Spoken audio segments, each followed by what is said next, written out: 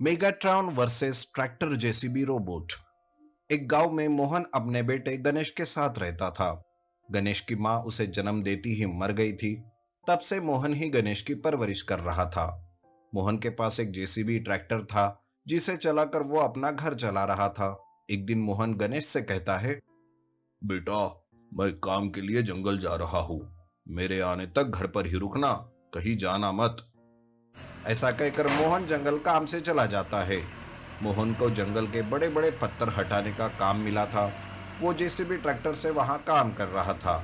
लेकिन तभी अचानक मोहन के जेसीबी ट्रैक्टर से एक सांप का घर टूट जाता है, जिस वजह से सांप को बहुत गुस्सा आता है। और जब मोहन जेसीबी ट्रैक्टर से नीचे उतरता है तो सांप उसे काट लेता है। सांप ने काट लिया, हाय रे। इस तरह से मोहन चिल्लाता है, पर सांप की जहर से वो मर जाता है। उधर गांव में गणेश मोहन की राह देखते रहता है। शाम होने पर गणेश सोचता है, अरे पिताजी अभी तक क्यों नहीं आए? मुझे जंगल जाकर देखना चाहिए। ऐसा सोचकर गणेश मोहन को ढूंढने जंगल चला जाता है। जंगल में एक जगह पर वो अपने पिता को देख लेता है। तब गणेश अपने पिता के पास जाकर उन्हें उठाने की कोशिश करता है। पिताजी, पिताजी, क्या हुआ आपको? उठ जाइए ना पिताजी। माँ भी पहले मुझे छोड़कर चली गई, और अब आप भी। ऐसे में मैं अकेला क्या करूंगा पिताजी? तब गणेश रोते हुए ये सब कहता रहता है, लेकिन उसकी बातें वो जहरीला सांप सुन लेता है। और वो सोचता है, बेचारा बच्चा, मेरी वजह से इसकी दुनिया में अब कोई नहीं रहा।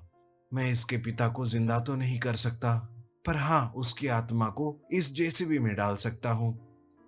तब वो सांप ही अपनी जादुई शक्ति से मोहन की आत्मा को जेसीबी में डाल देता है। मोहन की आत्मा से जेसीबी ट्रैक्टर एक रोबोट में बदल जाता है, और ये सब गणेश को देखते ही रह जाता है। तब सांप गणेश के सामने आता है, लेकिन सांप को देखकर गणेश डर जाता है। लेकिन उसे धीरज देते हुए सांप कहता है, डरो मत बेटे। दरअसल इस जेसीबी ट्रैक्टर रोबोट में तुम्हारे पिता की आत्मा है। आज से ये रोबोट तुम्हारे साथ रहकर तुम्हारी हिफाजत करेगा।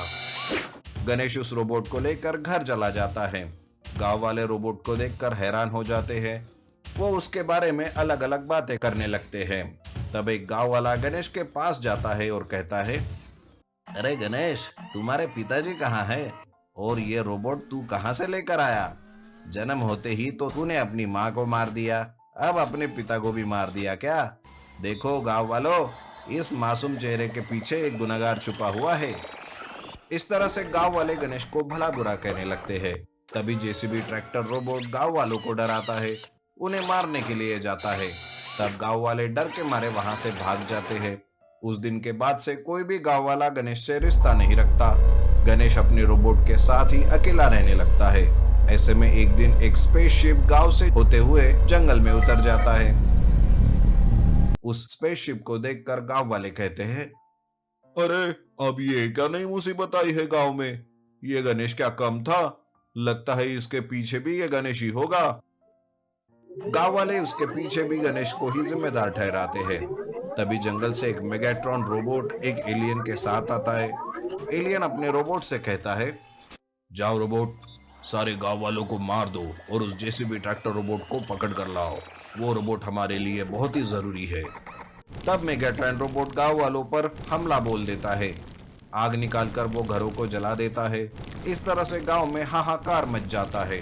गांव वाले इधर से उधर जान बचाकर भागने लगते हैं। तभी गणेश अपने जेसीबी ट्रैक्टर रोबोट के साथ वहां आता है। एलियन उस रोबोट को देखकर कहता है, रुक जाओ रोबोट, हमारा शिकार खुद हमारे पास आया है। अरे ओ बच्चे, इस रोबोट को हमारे हवाले कर दो। बिल्कुल भी नहीं, ये रोबोट मेरे पिता का है और मैं इसे आपके हवाले नहीं करूंगा। तब एलियन गुस्से से गणेश को मारने जाता है, पर जेसीबी ट्रैक्टर रोबोट उसे रोक लेता है। जेसीबी ट्रैक्टर रोबोट एलियन को मारने लगता है। तब मेगाट्रॉन रोबोट बीच में आता है और उन दोनों रोबोट के बीच में लड़ाई शुरू हो जाती है। उस लड़ाई में मेगाट्रॉन रोबोट मारा जाता है। ये देखकर एलियन भाग जाता है और स्पेसशिप से अपने प्लेनेट पर वापस चला जाता है। इधर गांव वालों को गणेश के रोबोट की सच्चाई पता चल जाती है। तब एक गांव वाला कहता है, गणेश, हमें तो पता ही नहीं था कि तुम्हारी पिता की आत्मा इस रोबोट में है। हम सब ने तुम्हें समझने में भूल कर दी, हमें माफ कर दो। इस तरह गांव वाले गणेश की सच्चाई जानकर उससे माफी मांगते हैं और उसका धन्यवाद भी करते हैं। इस तरह गणेश अपने रोबोट के साथ खुशी खुशी से रहने लगता है। विशाल रोबोट फायर ट्रक रिस्टोरेशन। गांव में अचानक से एक घर में आग लग जाती है। घर में परिवार के दोनों छोटे बच्चे फंसे हुए थे। वो मदद के लिए चिल्ला रहे थे। गांव वाले भी पानी डालकर आग बुझाने की कोशिश करते रहते हैं, लेकिन तेज आग को वो बुझा नहीं पा रहे थे। तभी एक गांव वाला थककर कहता है, अरे काश काश हमारे गांव में एक फायर ट्रक होता तो इस आग को आसानी से बुझा पाते। अब क्या करे, कैसे आग से बच्चों को बचाए। नाकामयाब कोशिश और तेज आग को देखकर सारे गांव वाले चिंतित हो जाते हैं कि तभी वहां अचानक जमीन हिलने लगती है और जमीन में दरार आ जाती है। जमीन के अंडरग्राउंड से अचानक एक फायर ट्रक बाहर आता है और वो आग बुझाने लगता है। थोड़ी ही देर में आग बुझाकर वो फायर ट्रक एक रोबोट में बदल जाता है, जिसे देखकर गांव वाले चकित हो जाते हैं। अब फायर ट्रक रोबोट घर में जाकर उन दोनों बच्चों को बचाकर बाहर ले आता है। बच्चे सही सलामत थे। सारे गांव वाले मिलकर रोबोट का धन्यवाद करते हैं। तुम्हारा बहुत बहुत धन्यवाद रोबोट, आज तुम नहीं आते तो बेचारे बच्चों को क्या होता, कुछ नहीं कह सकते थे। इस तरह गांव वाले खुशी से नाच रहे थे कि तभी अचानक वो फायर ट्रक रोबोट टूट जाता है और उसके टुकड़े जमीन पर धड़ाम से गिर जाते हैं। सारे गांव वाले रोबोट के साथ ये हादसा होते देखकर चौंक जाते हैं। अरे अब इस रोबोट को क्या हो गया, ये इस तरह क्यों टूट गया, किसी ने इसे कुछ किया तो नहीं ना। सारे गांव वाले रोबोट के टुकड़ों को देखते रहते हैं। तभी वहां मनीष नाम का एक रोबोटिक साइंटिस्ट आता है। वो रोबोट के टुकड़ों को अच्छे से देखता है और गांव वालों से कहता है, अरे अरे दूर हो जाओ इस रोबोट से, ये कोई मामूली रोबोट नहीं। अब मैं इस रोबोट का रिस्टोरेशन करूंगा और फिर से ये रोबोट हमारे गांव की रक्षा करेगा। चलो इस रोबोट के टुकड़ों को मेरे लैब में ले जाने के लिए मेरी मदद करो। वो तो ठीक है मनीष, पर देखो हर बार की तरह कोई गड़बड़ मत करना। जी हाँ, दरअसल मनीष जो कोई रोबोट बनाता था वो किसी के काम में ही नहीं आता था। कोई ना कोई गड़बड़ उसके हाथ से हमेशा ही होती रहती थी। मनीष तब एक बड़ा सा ट्रक बुलाता है। गांव वाले रोबोट के पार्ट्स को ट्रक में डाल देते हैं। मनीष वो ट्रक लेकर अपने लैब जाता है। वहाँ रोबोट का रिस्टोरेशन करना शुरू करता है। अगर मैंने इस फायर ट्रक रोबोट को ठीक किया तो मेरा खूब नाम होगा। मेरे पास फिर ऐसे फायर ट्रक रोबोट बनाने के ऑर्डर्स भी आएंगे। अरे मैं तो माला माल हो जाऊंगा। ऐसा सोचकर मनीष अपना काम पूरा करता है। थोड़ी ही दिन में रोबोट का रिस्टोरेशन पूरा हो जाता है, लेकिन अब रोबोट एक फायर ट्रक में बदल जाता है।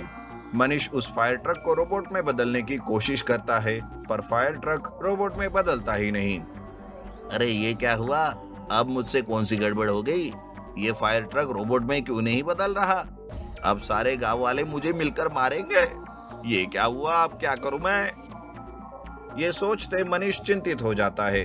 तभी गांव में एक आग उगलने वाला मॉन्स्टर घुस जाता है। वो आग से गांव को जलाने लगता है।